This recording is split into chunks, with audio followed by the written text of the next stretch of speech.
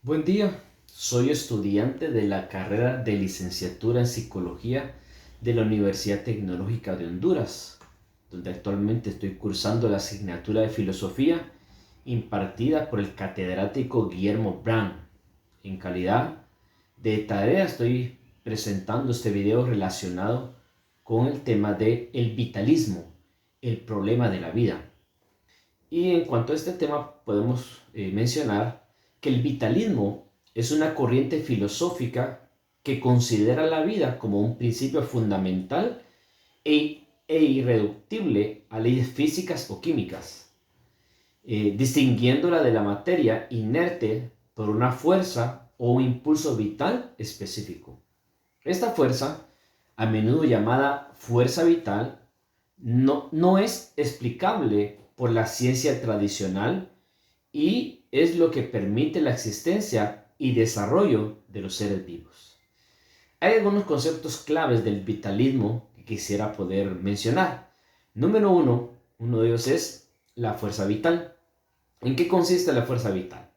Es un principio inherente en los seres vivos, diferente a las leyes físicas y químicas que impulsan y organizan la vida. Asimismo también está la oposición al mecanismo, que significa que el vitalismo se contrapone a la visión mecanista que reduce la vida a procesos físicos y químicos. Asimismo también está la realidad radical de la vida. La vida es vista como una realidad fundamental, un valor en sí misma que no puede ser explicada desde una perspectiva puramente materialista. Asimismo también está la importancia de la vivencia y la intuición. Algunos vitalistas enfatizan la importancia de la experiencia personal y la intuición para comprender la vida, más allá del razonamiento lógico. Además, podemos mencionar las diversas perspectivas. Dentro del vitalismo existen diferentes enfoques, como el de Nietzsche, que vincula la vida a un impulso de avasallamiento y apropiación de lo débil. Asimismo también podemos mencionar que aparte de algunos conceptos claves del vitalismo, también podemos encontrar algunas críticas al vitalismo. Y algunas de estas críticas se nos menciona lo siguiente. El vitalismo ha sido criticado por ser una postura pseudocientífica, ya que la existencia de una fuerza vital no ha sido demostrada de una manera científica. Podemos también mencionar dentro de sus críticas el hecho de que la concepción de una fuerza vital, independiente de las leyes físicas y químicas, ha sido rechazada también por la ciencia moderna, por la ciencia actual. Así mismo también, a pesar de sus críticas, podemos mencionar que el vitalismo ha tenido realmente un impacto significativo en la filosofía y también en la literatura, influyendo en autores como Friedrich Nietzsche, que vamos a hablar más adelante sobre él. En resumen, podemos mencionar esto acerca del vitalismo. El vitalismo es una corriente filosófica que busca explicar la vida a través de una fuerza o principio vital, diferente a las leyes físicas o químicas, aunque ha sido objeto de controversia debido a la falta de evidencia científica para sustentar esta idea del vitalismo. Y ahora, permítame poder hablar también acerca del vitalismo en uno de sus personajes que más ha promovido el vitalismo, que es Friedrich Nietzsche. Y en cuanto a ello, puedo mencionar que se puede entender por vitalismo la filosofía que tiene como primera distinción de las filosofías tradicionales, entender la realidad como proceso. Sin hacer metafísica, tratan del ser en devenir, es decir, son herederos de Heráclito. En lo antropológico, la libertad es no solo característica de la voluntad, sino esencia del ser hombre. Además, se abandona el concepto tradicional de razón, abstracta, especulativa y científica, para considerar la razón como vital o histórica. El vitalismo marchará paralelo a otras corrientes filosóficas que coinciden con él en estas características y en la crítica a la filosofía predominantes del siglo XIX, como lo es el idealismo y el positivismo. La corriente paralela al vitalismo y a la que nos estamos refiriendo es el historicismo. Podemos mencionar también que el vitalismo tiene dos principales manifestaciones. La primera es de carácter científico, cuyo principal portavoz es Hans Dresch, según la cual es reacción contra el mecanismo materialista que propugnaba la reductibilidad de lo vivo a los procesos físico-químicos de la materia inerte. Postula la existencia necesaria de un principio vital, ajeno a la materia, que explican los complicados fenómenos de lo viviente. La segunda manifestación es de carácter filosófico y es el que propiamente se llama vitalismo o filosofía de vida. A este se sabe que la filosofía consiguiera alejarse de las intromisiones científicas, sobre todo las físicas, precisamente por remarcar el carácter diferenciado de las realidades vitales no susceptibles de un tratamiento solo matemático. También se debe al vitalismo la reacción contra el racionalismo exagerado que supuso el idealismo alemán posterior a Immanuel Kant, sobre todo en la figura de Fichte Stirling y sobre todo en Hegel.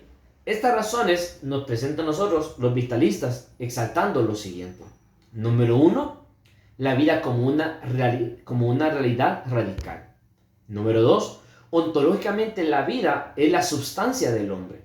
Número 3, genociológicamente conocer la realidad prescindiendo del razonamiento y utilizando la vivencia, la intuición que simpatiza con lo que quiere conocer.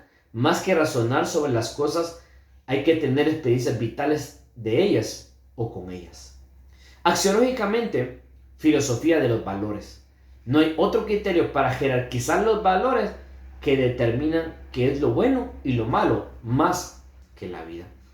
Podemos mencionar también, sin embargo, que no debemos entender el concepto vida únicamente como el proceso biológico que se desarrolla durante un periodo de tiempo, afectando al animal en el hombre, sino más bien del modo más amplio posible. Podemos considerar al filósofo alemán Arthur Schopenhauer como el precursor del vitalismo, aunque en honor a la verdad hay que decir que Schopenhauer no fue propiamente un filósofo vitalista, sino un contemporáneo de Hegel, máximo representante del idealismo alemán y al que más radicalmente se opuso hasta su muerte en el año 1861. Lo más espectacular de la filosofía es su radical pesimismo. La filosofía, decía, es un saber en cierto modo despiadado, no edificante. Ha de servir no para hacer más fácil nuestra angustiada vida, sino para agravar esta característica, porque exagerar que la vida es angustiosa es lo único continuador de Immanuel Kant. Afirma que la esencia más íntima del mundo, el auténtico neumo, es la voluntad de existir, que definimos como impulso de continuar en el ser sin finalidad, desde lo inanimado hasta la inteligencia humana. Más importante fue su aportación en la que luego será el vitalismo. Tras la razón debemos de concebir algo irracional, más importante, más edificante, que constituirá una voluntad única que se esfuerza en dar explicación al mundo. Sin embargo, Schopenhauer sí dejó su huella en el profeta por antonomasia del vitalismo, como lo es Friedrich Nietzsche. En la figura de Nietzsche nos encontramos ante un autor de espíritu trágico, que en alguna de sus obras da la impresión de asumir un papel de profeta de la destrucción de la cultura europea. En uno de sus libros, que habla acerca del nacimiento, contrapone el mundo del orden y la medida, encarnado por el dios Apolo, frente al mundo del caos, de la embriaguez, encarnado por el dios Dioniso. Proclama Nietzsche la existencia de un antagonismo irreductible, lo apolineo y lo diosiniaco.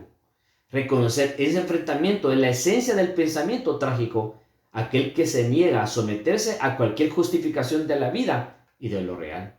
Ningún concepto metafísico o teológico puede explicar la realidad y su única manifestación, la vida. Hay, por tanto, que afirmar sin condiciones la vida y el devenir. Por eso solo es posible gracias al gran acontecimiento de la modernidad, la muerte de Dios. Hay en Nietzsche una constante profesión de ateísmo que publica reiteradamente con la expresión Dios ha muerto. Pero Dios no es solo una tesis de algunos filósofos creyentes, sino la condición última, definitiva de la existencia de todo lo sensible. Toda la cultura occidental y la metafísica que la fundamenta se han construido sobre la distinción entre el mundo espiritual y el mundo sensible, situando a Dios en la cúspide de toda la realidad. Para Nietzsche, el ateísmo trágico debe de suprimir esta metafísica para que solo sobreviva el espíritu del hombre. Así, reivindicamos a Dionisos porque él simboliza la afirmación de esta tierra como único mundo. El problema de nuestro autor es pasar de lo negativo a lo positivo. Por un lado, es destructor de ídolos, pero por otro lado, debe levantar nuevos ídolos. Hay que destruir aquellos ideales que carecen de vida para identificar el nuevo lugar que ocupará el hombre. En el aspecto negativo se encuentra el entendimiento humano que critica, y en el aspecto positivo la historiosidad, que es la vida. Y queremos terminar de esta manera. Por lo tanto, el vitalismo de Nietzsche se presenta como una doctrina contraria al racionalismo predominante mayoritariamente en toda la filosofía occidental anterior. Los conceptos más importantes alrededor de los que gira esta filosofía vitalista de Friedrich Nietzsche son la temporalidad, la historia, la vivencia, el fluir, el devenir, los instintos, la irracionalidad, la corporeidad, la subjetividad, la perspectiva, el valor de lo individual, el cambio, la enfermedad, la muerte y la finitud. Muchas gracias.